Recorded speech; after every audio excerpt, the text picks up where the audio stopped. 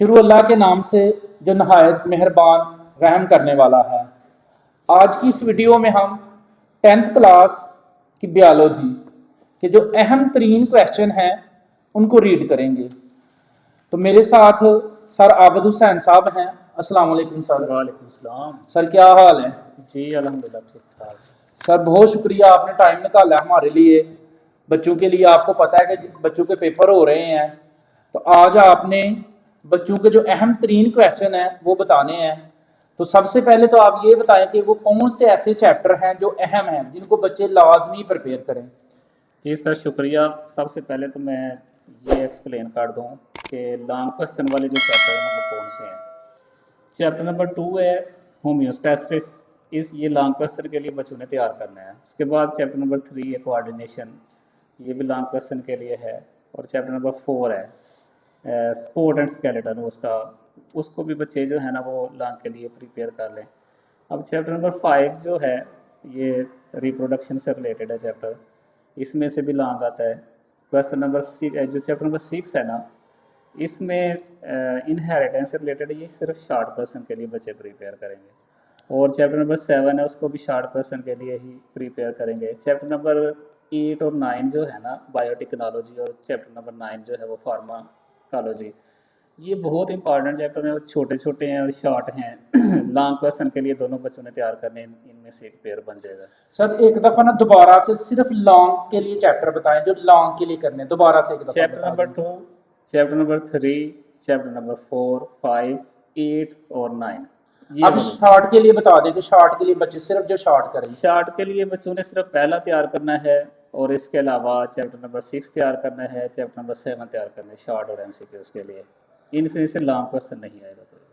अब वो टॉपिक बता दें कि जोन जोन सा टॉपिक लॉन्ग के लिए बच्चों ने करना है। अच्छा, लॉन्ग में जो दूसरा चैप्टर है ना होम्योस्टैसिस, इसमें से बच्चे लॉन्ग क्वेश्चन प्रिपेयर करेंगे। हमारे पास ना टॉपिक आ जाता है स्किन, इसका स्ट्रक्चर एंड फंक्शन बच्चे प्रिपेयर कर लेंगे।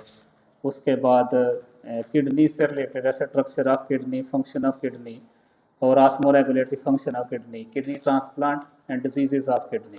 ये सारे जो है ना लॉन्ग क्वेश्चन के लिए प्रिपेयर कर लेंगे तो बच्चों का इंशाल्लाह पेपर जो है ना बड़ा अच्छा तैयार होगा, क्योंकि इसमें से 9 से 10 नंबर का जो पेपर बनता है ना चैप्टर नंबर 2 से बनता है, और है भी बहुत छोटा सारा चैप्टर। जी सर। सर एमसीक्यूज के लिए बच्चे कहाँ से करें? इसके जो एमसीक्यूज हैं वो किस चैप्टर के इंपॉर्टेंट हैं? एमसीक्यूज तो सारे इधर सी बात है, इनको उन्होंने अटैम्प्ट करना है मॉडल पेपर से, क्योंकि मॉडल पेपर में काफ़ी डिटेल वाइज होते हैं। तो इनको बच्चे अगर अटैम्प्ट कर लेते हैं ना तो अल्हम्दुलिल्लाह सारा जो है ना वो कर सकेंगे। सर कुछ बच्चे ना उर्दू मीडियम होते हैं हमारे पास, उर्दू मीडियम के लिए आप क्या कहते हैं कि उनको क्वेश्चन बता दें, क्योंकि उर्दू मीडियम की इंग्लिश वाले की नहीं समझ आती, तो आप उर्दू मीडियम में बता दें 2-3 क्वेश्चन लॉन्ग जो हैं।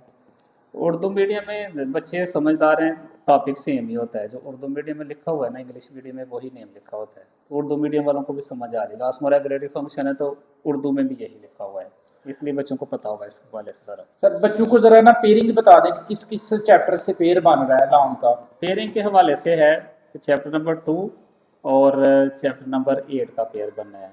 फिर इसी तरह से जो चैप्टर नंबर 3 है इसका पेयर बनना है चैप्टर नंबर 9 के साथ। चैप्टर 4 और 5 का पेयर बनना है। तो इसलिए बच्चों को ये तकरीबन सारे ही चैप्टर जो 6 मैंने बताए हैं ना ये सारे तैयार करना पड़ने हैं।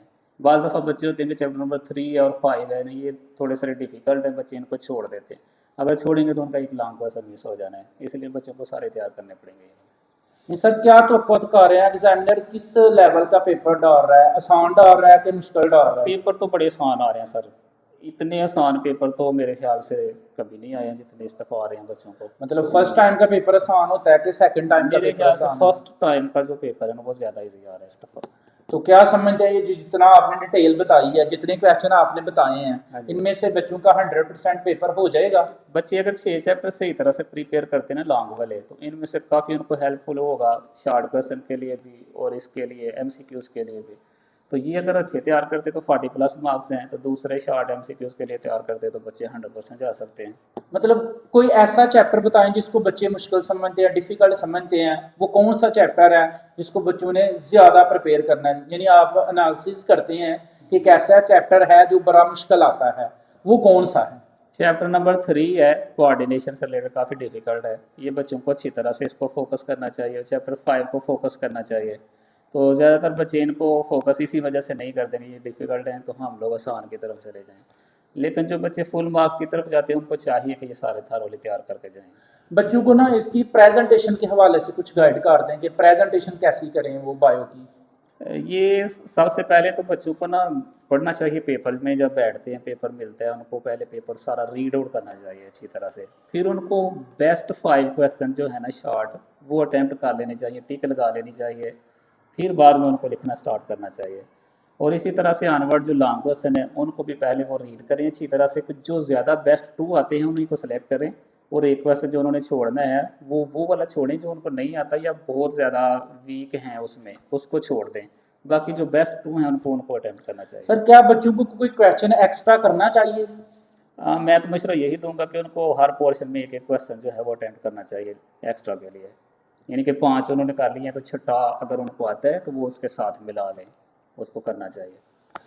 स्टूडेंट इस वीडियो को आपने फुल वॉच करना है, आगे लाइक शेयर और कमेंट आपने करना है। इसके हवाले से अगर बायो के हवाले से किसी क्वेश्चन में आपको प्रॉब्लम है, किसी क्वेश्चन की समझ नहीं आती क्या करना है, तो आप मैसेज करें, कमेंट करके आप पूछ सकते हैं।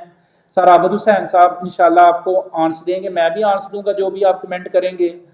सर आपका बहुत शुक्रिया, आपने टाइम निकाला है। सर हम दुआओं में याद रखिएगा। जब तक बच्चों का पेपर नहीं हो जाता हम लोग अवेलेबल हैं, जो भी क्वेश्चन करेंगे हम लोग इंशाल्लाह हाजिर होंगे उनके लिए। मेरी दुआ है कि आपका पेपर बहुत अच्छा हो, बोर्ड एग्जाम के हवाले से आपका पेपर बहुत अच्छा हो। दुआओं में याद रखिएगा। अल्लाह हाफिज।